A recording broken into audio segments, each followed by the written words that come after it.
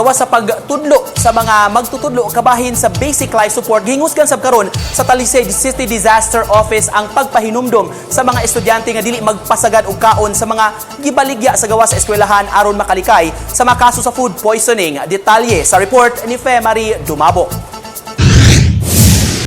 Niadtong Hulyo pa lang, gisugdan na sa mga personnel sa Talisay City Disaster Risk Reduction and Management ang pagtudlo sa mga magtutudlo sa basic life support. Mga magtutudlo nga gikan sa pampubliko ug pribadong eskwelahan. Matod ni Alvin Santillana nga ning pagsugod na sa ting klase. Nagkadiyang klase pa sa emergency ang ilang gipahinumdom.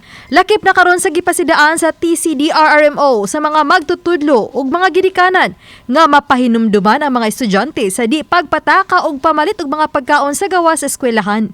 Mas maayo nga pabalunan sa mga gidikanan ang mga tinunan aron paglikay sa food poisoning. Okay, abli naman jud ang klase no, ang ato lang nga malikayan po na itong mga food poisoning no, kanang mga baligya sa gawas no, mga estudyante ang mga ginikanan, mahimo tambagan na to tong mga anak nga dili pagpalit og bisag unsa lang din sa gawas kay klase na ra ba nya maglakaw na sila going to the school ay magian din pagkaon ngaon and then dili limpyo.